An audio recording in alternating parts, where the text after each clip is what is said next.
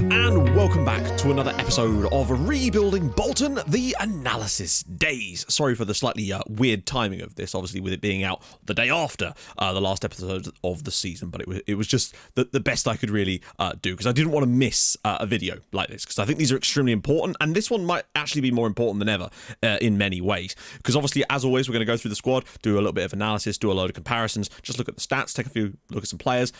This summer, we have a lot of money. Now, obviously, a lot of money and having to spend it all are not the same thing, because genuinely I like so much about this squad, and I feel like there's a few players in this team that are essentially integral to the success of this team, the likes of Kang and Kim. And even though Kang might not be considered perhaps the best player in the squad, you can see his impact when he's in the team. Now, what I would say about someone like Kang is that now with the addition of Bala, actually finally, he looks like the only player we've ever signed in that kind of that mold that actually does a lot of the same things that Kang does, and has given us a little bit of an additional quality to the team, given that he has that right-sided capability as well. So it's players like that, really, that I want to be adding. I'm looking at a guy from Brazil called Geraldo, who plays for Vasco da Gama. He's only 19, but he would be probably the best player in our squad. And this is the thing, because I feel like, even though these are my predictions for where our analysis lies, I still feel like our central midfield is our biggest weak point in this team. Now, that could be partly because of the tactics, partly because of the way the match engine handles those roles as well. But again, that still comes down to me. We're still operating in that match engine, so that's up to me to change that. But I also feel like that's one of the few areas where there is a slight gap in quality, and we've brought players in to maybe have them develop there, and perhaps they just haven't. So maybe signing someone who's a bit more proven quality in that role might be the best attitude to go for in the summer, even if it is just one. The main thing about this Geraldo guy is, despite the fact that he would be considered the best player in our team, essentially, I'll actually show you him in a bit, but we'll talk about that in a bit. The point is, he has a £19 million release clause, and for that kind of money, I think it's an absolute no-brainer to try and sign him. And we'll get in there as soon as I've done this video, basically, because I want to make sure that it's tied up before the other Premier League sides start bidding, because they don't tend to do their business until the window is actually open. So we have a little bit of an idea, a window of our own here, essentially, to get a deal done before then and bring him in as soon as possible. But anyway, Demaran, what a man. I love this guy so much. Now, what I'd say is he's got 2 years left on his deal, still has a release clause, and I quite like the idea of getting him on a new contract this summer, particularly with this sort of stuff starting to creep in, because I think he's a very important player, and I don't think I'd want to lose him, particularly not for, well, I mean, 94 million is still a lot of money, but players like this are quite difficult to replace a lot of the time. So I definitely want to make sure we try and get this guy on a new deal to probably tie him down, hopefully, for what would be maybe even the rest of the save, depending on how well we do over the next coming years. So really pleased with his output this year, as always. Didn't really flourish that much in Europe, but obviously more tougher opposition overall.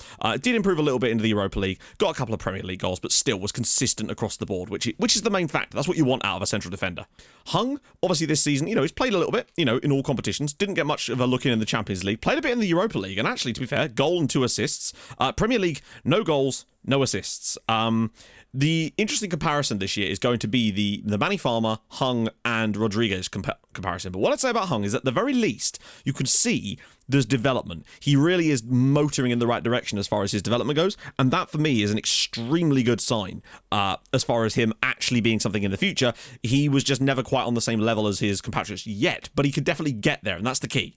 Pombo, I feel a bit sorry for Alvaro Pombo in many ways, because I basically set this year up for him to have his big chance in the team, and essentially then with Bala coming in on the cheap, he kind of got displaced a little bit, but I still think he's an extremely good player to have around, and he will definitely feature next year. The question is how much? I don't know. We'll have to see how he's actually performed stats-wise.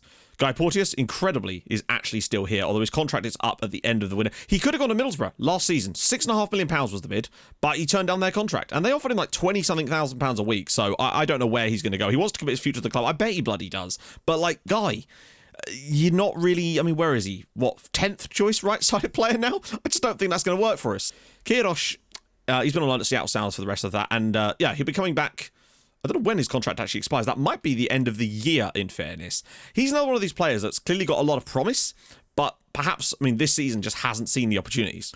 Rodriguez, obviously, we got limited amount of data on him, but I still think there's definitely a hell of a player in there, and I'll be curious to see how he has compared over the games he's played. You can see that his performances have not exactly lit the world on fire, but sometimes it is about more than pure average rating. René Soussan, obviously, he's come in, with the situation we're in, I wasn't expecting him to be starting games for us, but he's a very useful backup to have, as we simply didn't get that many injuries in that specific area of the pitch. But, useful player to have around. I like him still. Tim Stas. Now, this is what I mean. Tim Stas is a pretty good player, but I feel like he's never really performed for us. Now, that could be because of him, that could be because of the tactic, because of just the general match engine of those roles as it is. But you can see, across the board, he's a pretty good player as far as, attributes-wise go. We'll just have to sort of play it by ear, really. But I think there are better players. I mean, he's still very good, though, when you actually look at him on a pure attribute basis. Pablo Valles, obviously, also on loan at Seattle Sounders. Some good attributes for him as well. But there's just other players that are in front of him. Victor Bobson. I've been impressed with what Victor Bobson's brought to the table this year. I've got to be honest. For a guy that has only played, 19 games this year, a goal, got the 5 assists in there as well. I want to see how that stacks up to the others. But one thing I noticed about Bobson, quite simply, is that the guy was actually creating way more key passes than the others, despite having a lot less passing than a lot of them as well. He's just very consistent across the board. Very surprising sort of signing for me, I realise, signing a 29-year-old real player this late into the save. But you can understand my logic behind signing him, given that he's only on 35k a week. He was free, and he's got a value of £43 million. There's instant sell-on value, or not instant sell-on value, because he's not actually wanted by anyone, but were we to be able to sell this guy, there's just profit for days. With the other guy I'm looking at, that becomes more of a possibility, but to be honest, I don't think I'd want to do that anyway. Kyle Wilson, once again, we've extended his loan for a further season. I don't know if I actually mentioned this in the recent video that I talked to you guys about, because I might have had to cut it for time, because they have been super long lately. So I do apologise for that. I know some of you like that anyway, and we just have kind of had to. But yeah, Chelsea wanted 188 million. Now, obviously, that's not the actual figure you would be able to buy him for. My guess is it's around about 100. I don't have £100 million to spend on a centre-back, and that's why I'm just going to keep loading Kyle Wilson, basically for as long as I bloody can, until such time as it becomes untenable. But still, good solid year for the guy. 4 goals in the Premier League, 2 goals in the Europa League. Big fan. Bala. I am extremely pleased with his addition to this squad. I was not expecting the impact that he had upon joining us.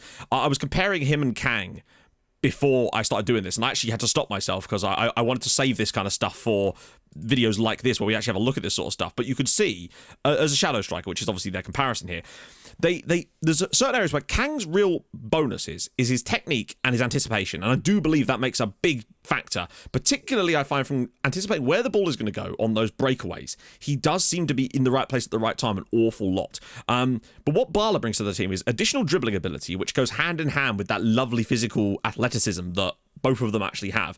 He's slightly better finishing, slightly better first touch. Passing's a tad worse, but it's negligible. Composure's up there, which is nice. Concentration, tiny bit lower. Decisions, again, tiny bit lower. Off the ball and work rate, nice, dead on, which is great because that's exactly why I feel like they've done the job so well. Acceleration-wise, again, he's faster. He's more agile. Balance is good. Pace is better. Stamina is also better as well. And he has height on Kang too. So you can see that they definitely, I feel like they're both completely capable of playing in that role and will both be successful, and that is why I feel like next year we could legitimately be brilliant, because unless both of them get injured, we're always going to have one of the players that I want to play in that role, and they do still offer us something slightly different, so they're not the exact same player. Bala gives us a tiny bit more speed and dribbling ability with that aerial threat as well, whereas Kang has slightly better anticipation, mentals, just to be a little bit, not even smarter, that's not even the right way to think about it. Just, they're very, very excellent players, and I'm extremely happy to have both of them at the club, particularly as Bala was 800k. I mean, that is a bargain. Juan Candela, on loan from Villarreal again. I don't know how long his contract's got left at Villarreal. Nope, still got plenty of time. £41 million. Someone did ask me in the comment recently about what it would cost to bring someone like Candela in as a backup, and to be honest, that's how much. And it's not worth it. He's not worth £41 million. That being said, I am interested to see how he's compared to Nicky Murray this season on a pure stats basis, because that will inform a lot of my decision making regarding next season, particularly if Murray starts to cause a shitstorm, because at the end of the day, the only way I could get him to sign for us at the first place was to tell him that he could play as an attacking midfielder. Like, it was the moment that it came up, it was locked by his agent, and I wanted the player so badly that I was just like, we'll have to deal with that and make him unhappy. It happens. We always knew this was going to come, but he was never going to play as an attacking midfielder. So it's like, Nicky, would you rather be on the bench or in the team? Up to you, bud, I guess. But we'll see how that one pans out over the summer. Flavio Colombo as well. No goals for him this season. 7 assists, though. 3 in the Champions League, amazingly. And 4 in the Premier League. Those are okay numbers. Colombo's always been a bit of a weird one for me. Who is he wanted by? Is he actually... Okay, they're full transfers. And I do wonder if there's a a realm in which moving someone like Colombo on to facilitate a different transfer, particularly if the money was right, wouldn't be the worst idea in the world. Although I do like Colombo, I just wonder if he's going to... I mean, he's still played a decent amount of games this year, but with the sort of ideas that I've got to bring in, you could just see that players that play in our central midfield just do not achieve good ratings. It's just... I don't know. And I've noticed this on both my saves, in fairness, that central midfield roles, I just haven't found the ones that I like yet. But I don't want to muck around with it too much. That was what I did in the middle of the last season, was mucking around with that. Was it the season before? Because I wanted to get the better out of those roles. But then at the end of the day, if the tactic works and we're winning games, I'm not too bothered about specific performances of the players. If it means that, if me changing that makes us worse overall just to get some slightly better ratings for a certain role, then it's not worth doing, quite simply. We may just have to accept that that's the case. Or it might just be about finding the right player, and maybe we just haven't found him yet. And maybe it is the guy I want to tell you guys about. Victor Conroy? I still kind of like Victor Conroy. I just think that, again, he's another one of those players whose game time has been limited somewhat because there's 2 slots available there, and there's quite a few players for those roles. Now, I know I'm talking about bringing in another one. The difference with this guy is he's not going to be a backup player. He's actually younger than Victor Conroy, too, this guy I'm talking about, and he dwarfs them in virtually every way. He wants to move to a bigger club, and I don't know, I think there could be some outs this summer, though no one's actually he's not wanted by anyone yet, so we'll see. Oh, by the way, during that bit where I accidentally forgot to register the new goalkeeper, and I was surprised to see Rodi de Boer in the team, I should explain the reason I was surprised, because I actually don't think I can communicate this very well. We had a bid from Inter to sign him on a deal at the end of the season. You know how it goes, because his contract's running out. But then he offered me a mutual termination thing, basically. Or it popped up saying that he was unhappy and that he wanted to mutually terminate his contract. And I was like, I didn't know I could even do that. So I agreed to it. And that was all good. But then I got a news article the next day saying that it had fallen through or something. I don't know how that something could fall through or whatever. But I still thought that he was signing for Inter or whatever at that point. And I just figured it had already happened or something. And that's why I was surprised to see him in the squad, because I forgot that he was still registered, essentially. So, yeah, Rodi de Boer will probably leave. Not even probably, he will. Although I am going to probably try and find ourselves a backup goalkeeper to Macania. But Macania is so good. Johnny de Pestra, been on loan from Malaga towards the end of the season. I do feel for Johnny de Pestra. I feel like there was a good player there, but he just never really developed. And sometimes you just get players that look really good, have good attributes, but they peak very early. They get to a certain point because they get exposed to club football really young. And then they just sort of hit their development ceiling very early, and you just don't know sometimes, and you have to take the plunge on him. We'll see, but I do feel like it's not going to work out for Johnny de Pestra, sadly. Akinfenmewa, of course, is leaving to join PAOK at the end of the season. That makes perfect sense. Frees up a bit of wage budget. He has been a legend, though. 200 appearances for Bolton in this save. I mean, the guy has been an absolute god for us over the years. Manny Farmer this season. Now, you can see, he is bang average now, as far as, what my scouts reckon of him. But what I want to see is less to do with this and this, but more to do with performances. And that's what really matters for this role, is he putting up better numbers than the other guys in our squad? And if so, by how much, to the point where he wants to move to a bigger club? Manny, I don't know quite which big club would take you at this point, my friend, but we will have to see. I want to see how it stacks up, because you can see none of them have really put mad numbers up in that role, but we will see how they've developed in there over the time they've had. Garces. Now, I am really pleased with Garces this season, because he was one of the players, in fact, he was the player we identified in the last analysis video as being someone that was being undervalued by me, essentially, because he was basically our backup centre-back, and not backup centre-back. He was one of several backup centre-backs. And when we put them in, you could see how much better he was than all the others and how much closer he was to the first team centre-backs when he was putting up good numbers. So this season, he's always been my go-to backup centre-back. And I feel like had we not done this analysis sort of stuff at the end of the season, I would not have made that decision, and we would have probably missed out on a lot of quality, because I'd have probably been putting De Pestra or Mesa or whoever else in there purely based on star rating, although he has done developed quite nicely there. So development's looking good for him. I think he's done well, but we'll have to see just how close he's actually come to the others and whether he has, he may have taken a step back. I assume he's wanted by... Who's he wanted by? Hertha.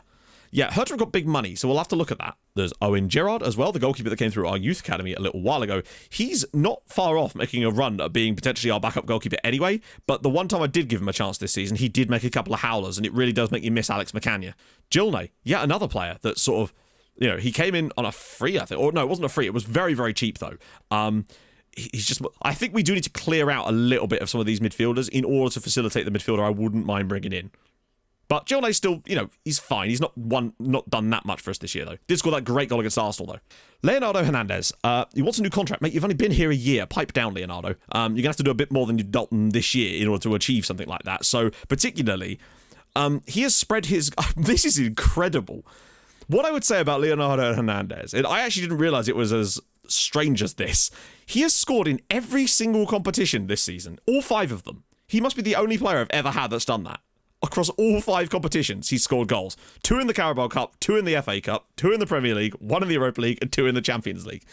It's not a great record, but I feel like he's not on Kim's level, but we would not expect him to be on Kim's level because he's not Kim, quite simply. He does lack a few things, but he was brought in to be the backup striker, and he's essentially doing exactly that. I trust him a lot more than... He's definitely the best backup striker we've had for a while, but you can see the difference when Kim's not in the team. And unfortunately... There was, like, for example, questions of trying to go after the Newcastle guy, Alan Bocco. I had a look at it. He would cost about 70 million, and he's not that... He has 10 finishing, by the way. Now, he does score a decent amount of goals, and finishing isn't the be-all and end-all, but I'm not going to spend 70 million pounds on a player that... Firstly, this is the problem we've got when it comes to signing, like, a marquee signing, particularly when it's, like, a striker to go alongside Kim as far as rotation them around. Because I'd love to be in a situation where we have 2 players like Kim. That way they can rest and rotate around. The issue is that no matter how much football I can give them like that, I think they would still complain. And the amount of money it would cost in order for us to actually find a player like that is prohibitive. And I feel like there's better areas of the squad that money could be spent in. I like the fact that we've got Kim.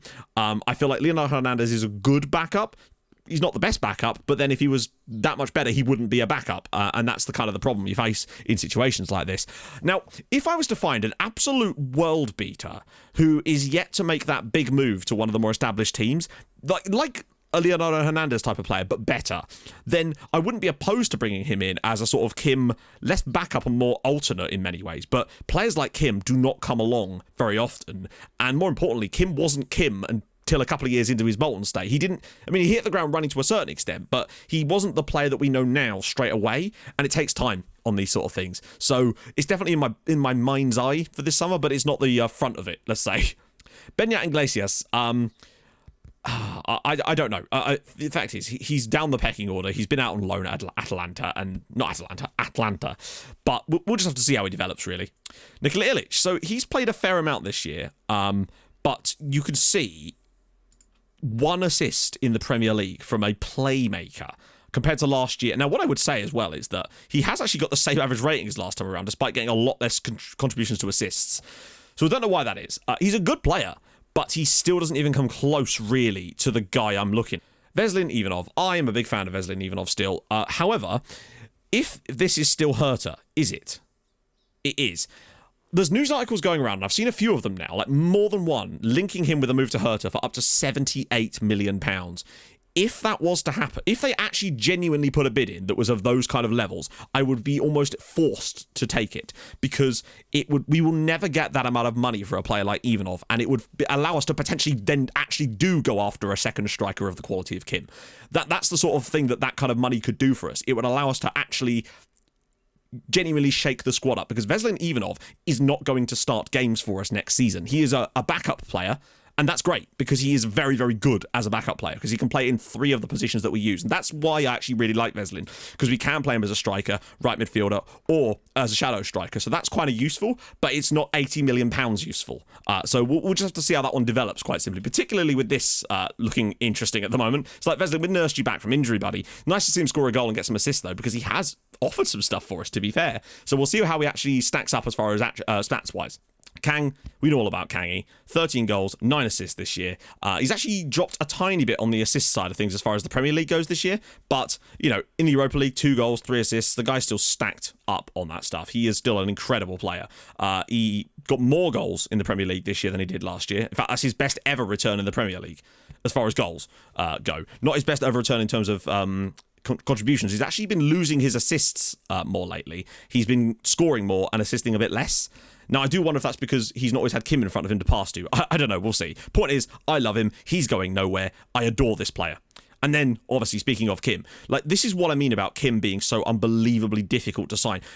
He has apart from, balance. Let's look at the green stuff. The green stuff is the key.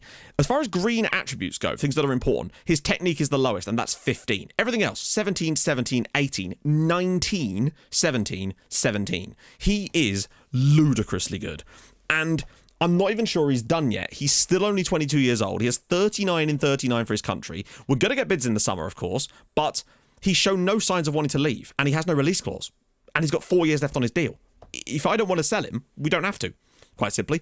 And I love this guy. That composure and the dribbling and finishing and first touch, it's just godlike, really. I mean, if he was a tiny yard quicker, I don't know. Honestly, it doesn't matter most of the time. He's so quick over a yard that it almost feels like he doesn't need 17 pace for the most part. He has been ridiculous this season. I don't know what he's... we can actually see here. Advanced forward in the Premier League this season. The only thing he has, which... oh my God. I mean, this is the thing as well. Imagine if this was higher. He doesn't shoot as much, but when he does, it's absolutely filthy. Even his key passes for a striker are off the charts. He is extremely, extremely good. His conversion rate is the thing that gets me. He is so consistent when he's in front of goal. This feels like it might be quite a long episode, so dig in, boys. Get yourself a drink, because I'm just going deep into this team right now. Johan as well. Like, he's got some very, very good attributes right now. We'll slowly alternate between quickness and crossing for him. Every time, like, he'll get a little bit of a boost, then he'll complain, so I switch him to the other one, and then vice versa, because those are the two areas of his game which are the weakest part of it. But, I mean, let's face it, he is extremely good. The pass at 17, like, he's so goddamn good. And, 5 goals, 8 assists this year. It's not magic. You can see it's definitely a drop off from previous seasons. But, man of the match awards, got some assists, got some goals. It's certainly interesting to see. But, scored a goal in the cup final. I really do like Davor. And I feel like, I was going to say I feel like he lacks the speed, but he actually doesn't. Like, 15 and 15 is certainly not bad. And he has great agility for a guy who's 6'3", like, genuinely. So... I'm a big fan. Who's he wanted by as well? Brighton. Brighton have got some big cash available. Morton Kroken, I feel like he, although he did do well out loan at Cardiff, is another one of those players that could move on this summer, potentially. Charles Mandanda obviously came in, did his thing. He's going to be leaving to Inter at the end of the season. Carlos Alejandro Mesa, like, long way to go with his development. He's only 19. Bringing him in on the cheap like that was fine. So he's not really developed as far as me trying to actually train him to play in that role. He's mostly played in there. I have played him a couple of times there, I think, this season, but it's not anything groundbreaking. But there's still, I think the aggression is the issue with him, really, along with the fact that he's only got 13 jumping reach. It's not great, but it's not amazingly bad either. I just think the aggression could be the thing that gets him, but we'll see. Mansour Mohammed, oh God, he is starting. He's one of those players that you sign and they're great, but they never really go anywhere from there. Much like Johnny De Pestra, except he was better than De Pestra when he came in because he had that additional height and quality that De Pestra didn't quite possess. And it could be, again, down to the fact that he does lack a little bit of aggression. And, I mean, I wonder if he could potentially move on this summer. West Brom want him, and I wouldn't be opposed to it were the money to be right, particularly with only a year left on his contract. This might be the time to make that decision because of the money he's on. If West Brom were to put a bid in, part of me would be tempted when you look at how much further down the order he's fallen. He's our 5th choice centre-back now. It would be quite simple for me to sign another solid-ish centre-back in the summer that isn't going to cost us too much money. So I feel like he might be moving on. Plus, that bloody penalty he gave away in the cup final. The man literally cost us the FA Cup as well. I mean, we don't know that for sure, but it's a fairly strong chance. Like, there's a 50-50 at least. Like, on a penalty shootout, anything could happen, but he took that away from us. Alex Macania. He is genuinely starting to verge on one of the greatest goalkeepers I've ever had on Football Manager. I actually cannot explain how good this guy is. It's... when he's not in the team, I don't feel safe. When he's in the team, I feel like we're not going to concede a goal ever. Every now and then he'll make a little Carlo Ziga-esque mistake, but it's so rare, and he has been...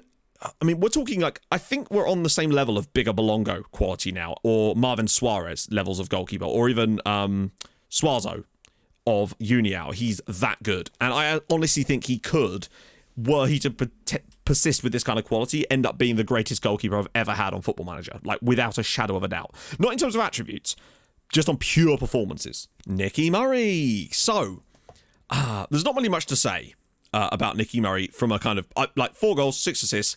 We'll see how he stacks up properly, because it's very difficult without comparing him to the other players that would have played there to really get an idea. Obviously, he's unhappy, but we'll see. Right, that's Demaran. Let's go check out player stats and stuff in the league. So, possession-wise, still the worst in the league. I've kind of just come to the conclusion that it doesn't actually matter that much how much possession we have. We tried that thing with trying to get a bit more possession. I just don't think that really was for us. I think that we are a counter-attacking team. We're a counter-attacking team, and that's okay. Why use lots of words when one will do the trick? We're essentially the Football Manager version of Kevin from The Office. That's fine. And I'm all right with that. So, headers 1. That's a little bit low, actually, but maybe that's just not the way we play. Headers 1 ratio is what? That feels really low. I suppose with the new stats, that might make a difference there. Yellow cards as well. We're not committing many yellow cards. That's really useful, though, because it means we don't get as many suspensions as other teams. Red cards, we had none. This has been a really good year discipline-wise, which is really quite important for us, to be fair.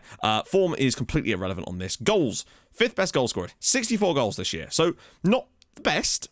Definitely something that could be worked on, but I suppose when you concede as few as we do, then it doesn't actually matter that much. Us and Chelsea were off the charts defensively. When you look at the XG comparison graphs that they show you every now and then, it's us and Chelsea and then everybody else. Chelsea they concede less XG per 90 minutes. They concede less goals per 90 minutes than we do, but they also face a lot less shots. We face more shots than them, which makes it even more astonishing, but it's the type of shots we're facing. I think I've tried to explain this before, in that you see this in matches when we set up with almost, not low block, but we face low quality chances, and I think it boosts our stats, but it also makes us look worse sometimes than we actually are, and I think that's why we are better than it looks like we are, essentially, in many times. Goals per game, that's fine. Expected goals for, you can see, 5th best. That's not too bad. I think we've done all right there. We might have come 3rd in the league, so there's definitely room to grow there. But we were really close to the likes of Everton and Tottenham for the most part. That's the gap you have to try and bridge. Don't always have to, though. Depends on the expected goals against. Penalties taken as well. 12 for Liverpool, 5 for us. I mean, that's a big difference. If we could just win a few more of those, crosses completed, right up towards the elite levels of the league, which is exactly what you want. 20% is great. Crosses completed, still up there. Goals from corners. That's better. 3rd in the league for those. 5. You'd love to see it. By the way, with the latest winter update, the stats are fixed now in theory, so we should be able to get a little bit more information from these. Goals from direct free kicks. Wow, the fact that Liverpool have actually scored 4 direct free kicks in a single season, it's like they've got James Ward-Prowse. But we did score twice, to be fair. I think they were both Kang, actually. Or was one Tim Stars. Indirect free kicks as well, 3. We're towards the top of a lot of these now, which is the main thing. I wonder what we're like defending them. Pass completion, obviously, is going to be fairly low for us, but that's just the way we play. Clear-cut chances, this is kind of meaningless now. I was talking to some creators the other night, and apparently any header in the 6-yard box, no matter how likely it is to go in, even if it's just a flick on header from corner, that's a clear-cut chance. So you'll see a lot of clear-cut chances generated just from corners that go nowhere. So, yeah, I would ignore this stat completely. There's better this is just so skewed nowadays. Shots for, you can see we don't shoot enough, but when we do, I bet our conversion rate is the best in the league, or certainly up there. Shots on target, that's not too bad. Shots on target ratio, we've dropped a bit. We're actually not hitting the target as much this season. Something to definitely consider there. You can see as well, conversion rate is extremely good at 14%. I think it's been higher in the past, so that's something to definitely take into account. But we don't shoot as much as a lot of the big sides as well. We're just way more clinical when we do get the chances. So there's still a decent amount of shots, I suppose. An average of, that's not bad, actually. Fouls against, we do win a fair few of those too, which helps us with set pieces. Dribbles made, we're up there, which is useful. I wonder if run at defense actually could work for us again now then. That's a good point. I hadn't thought about that. One of the things we used to do with this tactic was run at defense, and the reason I stopped doing it is because our players were no longer good enough to actually be able to run past defenders, but now we are, as you can see from this. That's a thought. I'm going to make a note on that, because I do feel like this tactic is very dependent on the opposition you're playing, whereas sometimes you can make a tactic that kind of just works how it works, and you'll just win or lose based on, other factors. But this one is very much, it's taken a lot of tweaking to make this work, but I feel like that was always likely to be the case. Dribbles per game as well, we're right up there. I mean, that's a good sign about what we could potentially do. But this is, again, why analysis like this is important. I would have never even thought about that if we hadn't looked through these stats, because it's not something I would have noticed in the match engine. You just don't a lot of the time. I mean, occasionally you do, but most of the time you don't. Goals conceded. 30 goals conceded in 38 games is ridiculous. This is not the sort of defences I'm used to having on FM. My defences don't normally do very well on Football Manager. My aim is usually to outscore. We've sort of taken a different approach on this year's game, and it's kind of been fun to try something a little bit different. Expected goals against, you can see, we're not the best. We conceded way more than we should have done. But the key one for me is Chelsea have done identically. They are 12 ahead. In fact, we're actually still better than them, but it's still kind of interesting. Conceded from corners, one. That's amazing. Indirect free kicks, none. Oh, no, it's direct. Indirect's probably a bit worse, isn't it? Whoa! Okay, so this is what I mean. Defensively, we have improved dramatically from set pieces this season. That's a big sign. Just having better centre-backs, I suppose, does that to you. 17 clean sheets as well. Fouls made, that's sort of not that relevant. Tackles 1. See what else is in here. Tackles 1 ratio. It's quite low, actually. Wonder why that is. That'd be kind of fascinating to see. Clearances, possession 1. Anything interesting? Penalties conceded, 2. Still, we're right towards the top on both scoring and defending set pieces, which is extremely good for us right now. Average capacity, that's not too bad. Stadium sellouts. I still don't understand why we are unable to sell out our stadium ever in the Premier League. Is it like capped or something? It doesn't make any sense. Right? To me, that makes no sense. We're Bolton in the Premier League. We should have at least capped our stadium once or twice in the Premier League. But hey, that's how it is. Net transfer spend, 38 million. It's still not a lot. And also salary per annum. Bear in mind, we're in the Champions League with a relegation wage budget, basically. We are spending... Like, it's going to take... I guarantee you that it's going to be difficult to ever get up to this sort of level of wage spending because it takes so long to do that most of the time. You just end up spending... Like, it will go up a bit. I reckon next year will be around about here, probably, because new contracts, players signing, etc. But, yeah, player detailed. This one might actually be able to find us. So, again, Premier League players are bad value, but occasionally there is a bit of good value to be found. It's usually with players that get relegated and have a relegation release clause, or... in the cases of Manny Farmer, sometimes you end up paying more because reasons. I regret signing Manny Farmer, and I also don't regret Manny Farmer because I regret it because I think it was bad business as far as the financial side of things, but I also don't regret it because it just goes to show how overpriced and overrated English players from the Premier League are in FM, particularly when you're playing in the Premier League. There's so much better value to be found literally anywhere else. Literally any other league has probably got better value than the Premier League as far as players. So games won, games lost, this sort of stuff isn't important. 15 yellow cards, hot damn. 2 red cards for Mark Wheel. I remember him scoring for us scoring against us in the Championship a few years ago, if you recall. 10 man of the match awards for 34-year-old Bruno Fernandes. But look at that, 7 each for Kang and Kim. These two are my Korean kings. It's actually nuts. So who got relegated this year? I need to find that out first. That's quite important. So it was Saints, Sheffield United and Blackburn. So any of those sort of players that might pop up here. For example, this guy here. Stefano Rice. I mean, 4 man of the match awards. Italian, 19 years old, inside 4. I mean, definitely worth a look, if nothing else. He's on loan from City. Probably not then, eh? That's a shame. Anyone else in there? No, not really, no. I mean, that's not that surprising, to be honest. Average ratings-wise, I imagine it sort of follows a very similar pattern. Macania, though, this is the thing. Macania was the 18th highest average rating in the Premier League. That's really, really impressive for a goalkeeper. Something you would not have seen last year at all. Oh, right, here we go. Anyone notice anything? I'm serious. Tell me who's missing from this chart. Now, I realise that there would have been potentially a chance for less game time, so that might be a factor. But do you remember where Manny Farmer was on this chart last season? He was around about sort of here, if I recall. Every year, we'd got that a little bit better. And this year, there's nowhere to be seen. Now, obviously, it might come down to the fact that he hasn't played as many games of some of these guys. I fully agree with that. But it is certainly noteworthy, the fact that he is completely non-existent. Does this... Well, actually, I might be able to... Oh, no, you can't. I was hoping that if you filtered it, it might actually add some new players. That'd be a bit too much to ask, I'd say. Goals scoring, of course. Kim was joint top scorer in the league again. You'll love to see it. The Brighton guy I told you about, 19 goals this season. No huge surprises there. Anyone else again? Stefano Rice again was in there. Southampton, Michael Obafemi, but he's... Yeah, no, it's not the type of signing we want to be making right about now. Still, Bocco actually had the most expected goals this season, which is interesting.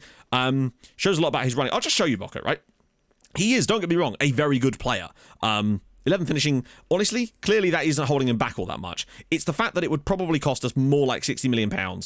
It would probably cost us a huge amount of money in wages. He might be the type of player that I would potentially go for in some way if we were to sell Veselin Ivanov to have a better option as a backup, given that he has proven himself as a goal scorer in the Premier League. I don't know. But again, it comes down to the value for money in the English leagues.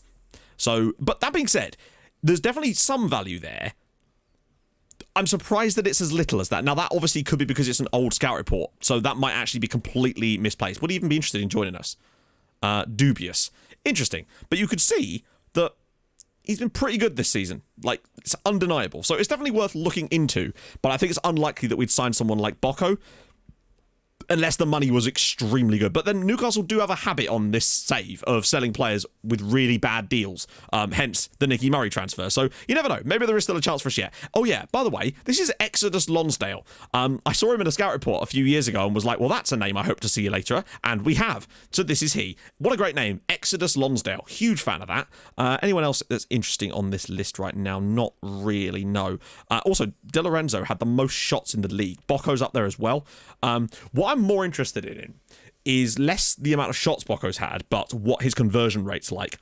That to me is a much bigger thing, because he's not going to get as many shots in our team as he would do if he was playing for Newcastle. And you'll see here that Kim isn't even on the bastard list. That's how good he... Bocco and Kim were joint top scorers. No, it was Boadu, wasn't it? Boadu got 93 shots this season in order to get his 21 goals. Kim must have had 68 or less to get the same number of goals. He is ruthless in front of goal. Let's see shots on target. Kim might be on this one. Yes, he is. Look at that. So, Boadu, 21 goals from 57 shots on target. Kim, the same exact thing, but with 13 less shots on target. I mean, that is a good sign for me. Is there anyone that really stands out here?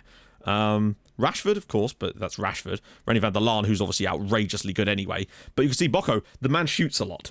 So it's not hugely surprising. But then again, they're all about the same, these three, really, here. But Boadu has been that slight bit better as well. And also, underrated shout here for Adam Plozek here at Burnley. That's not bad. Really, really good for him as well. So, what I'm seeing from this is, this is the key one, though. Shots on target percentage, actually. Once again, Kim, 65% on target. The man hits that target. You'll notice that Bocco, nowhere to be found here, which is concerning for me, because we're looking at maximum of 57% probably. That's a huge step down. And you'll notice that there's, again, no Leonardo Hernandez on this list. I'll be very curious to see how those two compare. Oh, yes. I guess recording this video so early in the morning, and that I'm fresh, has actually allowed me to go into a bit more detail. Sometimes I feel like I gloss over stuff in these videos, and I wanted this one to be a really deep dived version of this, because I know that you guys that watch these videos probably do enjoy that stuff more, because that's presumably actually, I'm genuinely interested now. I haven't really thought about this. Why exactly do you, the viewer of this particular type of video, what is it that you enjoy about this video that makes you want to watch this one as well? Because I know obviously the audience is kind of split. I'd say that about only 60% of the people that watch the series probably watch the analysis videos. Why is it that you choose to watch these videos? I'm curious, because I want to show you more of the things you want to see in these videos, frankly, because at the end of the day, I'm making these for you. But it also helps me a lot too. Right, here's the big one. Conversion rate, bam. 31% for Kim. Rice as well. With also Trent Alexander-Arnold, the goal machine, apparently. So this Stefano Rice guy, he does look very, very good, of course. We're seeing a lot of good signs out of him, but it's just not going to happen, is it? Oh, my God. Sorry. Jorge España, or Jorge España, I suppose, he's not Spanish. He's from Guatemala. That's cool. That is very, very cool. I just assumed the man's called George Spain, Mr. Spain, and he's Guatemalan. Of course he is. Oh dear, it's like when you get Brazilian players called China. China. So that's kind of, he's extremely good, isn't he? Jesus, how much did he cost Man United? I bet it's like, oh, wow. That is actual filth. He's free. Man United paid nothing for this guy. That is terrible. Right, okay, so yeah, I saw that, the flag, and I was like, oh no. Oh, dearie me. Anyway, so yeah, Kim, 31% goals conversion rate. Bala as well at 27%. That's the thing that maybe he has over Kang, and that's not a huge surprise. He has been ruthless in getting into those positions. He's got 6 goals off 22 shots, whereas Kang's got 10 off of 46. Bala could be genuinely giving Kang a run for his money next year, at the very least, creating a bit of interesting rotation options in there too. So conversion rates, you'll note that Bocco nowhere to be seen, and that's what worries me. That right there is what worries me the most. That a player like... If we signed a player to play in this role, they would have to be as ruthless as Kim. And I am now kind of interested in Exodus Lonsdale, because he is achieving those kind of numbers. But I suppose that could be because of the bench. Then again, the guy's still got to take the chances.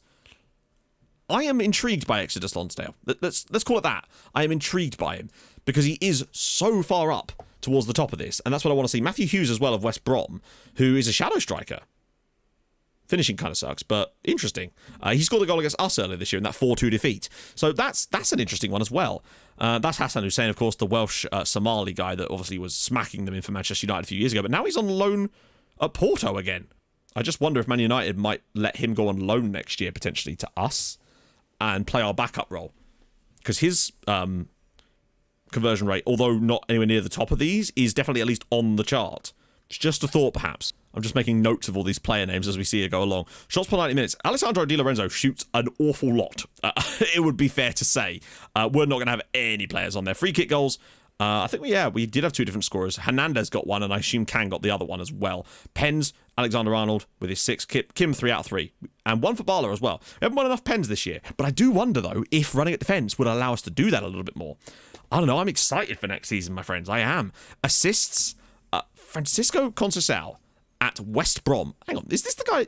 It is. I had this guy on my Unial save on stream last year. He was quite good, if I recall. Weird that he's playing for West Brom, and that is an extremely good record. Good lord, look at that. 12 goals and 14 assists for West Brom in the Premier League. I mean, crack on, big man. That is superb. Fair one, but I don't know what we would really do because he's left-footed only. And there's the idea of maybe making that, but then you end up changing the entire tactic in order to do that. So, assist-wise, we actually have no one on there at all, which is a bit of a concern, but it might also indicate that we're just spreading the stuff around a little bit more. Anyone from the relegated sides on here at all? Fabio Vieira, about 28-year-old. Not really, no. Okay, assists per 90 minutes. Anyone on here at all? Not really, no. Same kind of story, I suppose. Key passes. It's kind of fascinating. Kang, 94. Davor, 81. That is an interesting one for me. The fact that he's up there as much as he is. Vieira again, Francisco Conceição. Ryan Cherky's obviously been extraordinary. Key passes per 90 minutes. Kang's right on there again. Davor's been surprised. I don't know why I call him Davor. It's just sort of a thing that I do now, and I'm not going to stop because I've decided I quite like calling him Davor. So yeah, he's a surprisingly creative player for a wide man. But I guess he does have extremely good passing and vision. That's fascinating, actually. I'm interested in that. He's a really useful creative option when he's out wide. That might be why we do so well when he's in the team, actually. Not because he's scoring goals himself, but the man is a creative genius, it would seem. So we'll take that. Clear-cut chances is totally pointless. Passes attempted is also kind of pointless. So's this, really. Crosses attempted. It's not really about that. It's cross. And the problem is this one is just such a poor stat, unfortunately, because it just takes into account the wrong people. Dribbles made. I want dribbles for 90 minutes. This is still broken. There is no way that it should be as low as that. That feels stupidly low still. Maybe it takes a full year for it to reset, perhaps. I don't know. I thought they fixed it with the update. I swear this looks the same. Let me just check out the championship. Actually, no. Oh, no, what it was that the other leagues were, like, way overinflated, if I recall. Although they are still higher than this league by a considerable margin, in fact. Like, that doesn't make sense to me. Like, look at the difference between the number of dribbles per game. And I know it's a tougher league, but still, that's a big disparity for me. But it might just be because the update came in halfway through our season, so that might be part of the reason for it. Maybe it takes a new season to actually take effect, perhaps. Bocco's been offside a lot, so that's... Then again, so's Kimmy, in fairness. Fouled, Reece Nelson, a lot of fouls. Kim's won a lot of fouls too, you'd love to see it. Tackles 1. I'm more interested in the ratios, though. So, Jar says, 90% tackles 1 ratio. Seeing him up there makes me very, very pleased. Tackles per 90 minutes. Flavio Colombo and Manny Farmer. Well, I'll be damned. Mistakes into a goal. Please be no. No one on there for us. Good stuff. Key tackles? Anyone interesting in there at all? Anyone at all? Lots of Blackburn players, but they're all... Wow, Blackburn must have quite an old squad, it would seem. Southampton guy, and Southampton as well, for that matter. Key headers, William Saliba. God, you've got to be careful there. Yeah, Demaran obviously is always a key header machine, but Wilson's in there as well. No Garces, but I suppose that's the number of them, not per game. I always find the per game or per 90-minute numbers are way more interesting. Just in general, interceptions made. No one on there at all, fascinatingly. Okay, interesting. Goalkeeping, conceded. Macania actually has the least, which means that Chelsea must have changed their keeper at some point. Oh my... Actually, I've just realised something here. Macania doesn't have the best conceded per 90 minutes, but you can see how much better we are when he's in the team. We might actually have to do a goalkeeper analysis this season, which is not something I normally do, just because there's never normally a reason to. Right, okay, we've been in this for like 45 minutes now. Let's get into the actual the team stats. All we can really look at here is this. Oh, okay. So, I take that back. We concede less goals with Mandanda in the team, but it is negligible, but you could see the Owen Gerard factor there. We do, however, score more goals with Macania in the team, and our PPG is slightly higher. But it's undeniable, Macania is still a god, we know that. I don't think that was ever going to be having my mind changed about that anyway. Okay, this is the interesting one. Now, Rodriguez has only played 550 minutes, but Hung and Farmer have got a decent number of minutes under their belt. We will have to be careful with the Rodriguez numbers, but it's definitely worth taking them into account nevertheless, because all three of them are in the running for that role. So, interception for 90 minutes. Bam, what we got? Hung, better than Farmer, only just. Rodriguez, lagging behind. Hung, better than Farmer, but again, negligible. Rodriguez, lagging behind. Tackles per game, Farmer, better than Hung, but somewhat negligible, and again, Rodriguez lagging behind. Team conceded per 90 minutes. Hung this time lagging to Farmer slightly. Rodriguez, not that far behind, but still somewhat off the pace as well. The one thing that both of these two have over Farmer, though, is that aerial superiority, and that's a double difference. So what I'd say here is that these are much of a muchness. Like, they are basically the same. Maybe Farmer wins a few more tackles per game. Hung wins double the amount of tackles per 90 minutes. I mean, that's undeniable at this point. And in fact, I'm starting to see some things here that makes me think that Hung has basically guaranteed himself the spot next season, because he doubles what he wins in the air, which is useful for interceptions. I imagine a lot of these interceptions have been with headers, although I don't know if that actually counts in the game. Assists, dead heat. Double the cross completion. Double. That is insane. Chances created per 90 minutes. I mean, vastly doubled, although I don't really know how that stat kind of means nothing to me now, because I'm not really sure what it means by chances anymore, because of the way the game calculates things. Key passes per 90 minutes, double. And yeah, I mean, that's insane. Dribbles, and that's the thing. I talked about how Farmer's cross completion was lower than the others, but I felt like he was still contributing stuff, so there must be some reason why. Well, now we can kind of see that that's just not the case. That the key passes are lower, dribbles per game, Farmer's not bad, but again, Hung is better. Assists, interestingly, where's assists per 90 minutes gone? So they're about the same. Still, that's the thing. Team goals per 90 minutes, we apparently score less with Hung in the team, and we do win less points, amazingly. So I don't know why exactly that is, but you could see that I feel like if Hung's in the team more, he probably puts up similar numbers to Manny Farmer, to be honest, as far as this so far. And I feel like he has a higher ceiling. Shots on target are way more, but that might just be that he's had 4 shots. So it's hard to say. But he does shoot on target more per game. I think now is the time that Hung gets his chance next season. I feel like he has to be our starting left back next season. He's 3 years younger, equal or better in most areas. If you compare the two, he wins more of the races. I feel like that's the thing. So I feel like he's now in a position to earn himself and get that first spot and take it. So if Farmer does want to move to a bigger club this summer, then Manny, I won't stand in your way, buddy. Okay, right hand side. Candela, Brace, Murray. What do we got? This is going to be a fascinating ride. So as far as interceptions go, Candela is the best by a comfortable margin. In fact, what's Murray's like? I mean, I guess it's because he is more of an attacking midfielder that's been retrained, but we'll see. He has got a good tackle on him, though. The best tackles-1 ratio of the lot. Luca Brace lags behind possibly way more, but these two are kind of around about the same. You can see that Candela's actually the best defensive one of the three.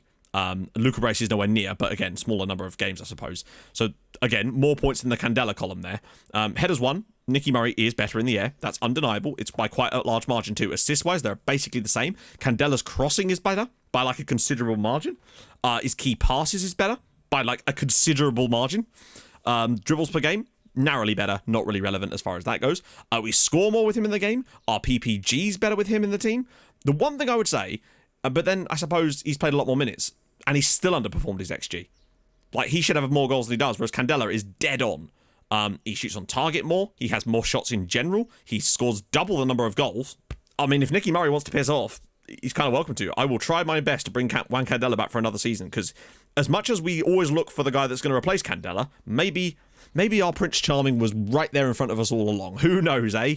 But I don't think I want to pay 41 million for the privilege. That's the issue. If they'll let him loan us back again, then I'll do it. Like, providing it doesn't cost too much. Okay, centre backs. This is where things get fancy. So Demirant, Wilson, Garces, Mohamed, and Mesa. Is there any more? I feel like there should be more than that. No, there actually isn't, interestingly. Fameo has played no games, so we can't really take that into account. Let's just sort it by minutes, because I'm kind of interested here now. So you could see interceptions. Kind of follows that same path. Demirant, Wilson, Garces is the second best now. He has outperformed Mansour Mohamed and is ready to step into the first team as our first choice centre-back as well. Where's DePestre? Oh, it's because he's on loan, isn't he? Is that what it is? Yeah, with Iglesias and DePestre on loan. That's why it looked a bit thinner than it was. Tackles-1 ratio. Again, Garces, 88% is extremely good. Really, really pleased with that number. That is an incredibly high number, actually. Very excited about that. So it puts him at the top of the list, in fact, for that one. He outperforms even Demaran in terms of tackles per 90 minutes as well. Carl Wilson's still head and shoulders there, but he's above Mansour Mohammed. Team conceded per 90 minutes. Now, it is interesting that despite all that, he's actually got the highest of all those, but they are all so close that it's just hard to call at that point. Headers won per 90 minutes as well. He's outperforming Mohammed slightly. You can see that Demaran and Wilson are definitely better. Mesa's done a very good job, though, but actually, so for a decent amount of time. Mesa's not the tallest, is he? Impressive. What I'd say is Mesa's numbers in certain areas aren't as bad as I thought they were going to be, to be fair, given the weird sample size of games he's had this year. This stuff is kind of irrelevant. Key passes are all about the same, but again, actually got the best out of those as well. Team goals per 90 minutes, we score the most with him on the team. He has the highest PPG. His XG obviously is what it is. Maybe he could have done with an extra goal this year, but that's not. This is the stuff that matters here, really. I'm extremely impressed with Juan Felipe Garces. I think next year, Demaran, Wilson, Garces should be our starting centre-back trio with Mesa as the backup. We'd obviously bring. I want to bring in another younger player to. I want to bring in another one, basically, or maybe just get Iglesias back. To be fair, I think Mohammed can move on this summer. I think it's the best time for him to leave, but. I think that the punt we took, based on the data we saw last season about Garces' development, has worked out a treat. I think he's stepped up this season. Average rating be damned. I mean, he's had the third best average rating too. I think next year he's only a year younger than these guys too. I feel like he's ready to go and make the step up to being like a 3.5, 4-star defender. It's only time will tell. But I think that the personality that Alejandro Mesa's got could help him as well. Be that little bit resolute. I don't know. I'd like to see him do something next year, but I think he'll get more game time just without Mansour Mohammed. He played a lot this season, actually, and I think I'm regretting that. Also had a mistake linked to a goal as well. I wonder what that was. Okay, so I'm going to bundle central and attacking mids in here. Actually, wait, does that even change anything other than add? Now, well, it adds even of an Davil, so I'll actually just stick to this. So we can analyze this the way I want it anyway. We're sort of comparing two different types of players here, really. So, for the most part, it's the likes of, what are we even really looking at? Tackles one, I suppose, is certain. For example, Bobson there with 87% is very, very good. That's a really nice sign that he's winning the ball in the midfield for us. Whereas the likes of, I don't know who we're thinking here. Pombo doesn't really do much there, but then he hasn't really played much in that position. I'm thinking more for the further back spot. Again, tackles one per game. Illich does get in there though. So that's fine. Those three really do they're pretty close, but Bobson's coming out on top, or at least up there for the most part in a lot of these. Team conceded per 90 minutes.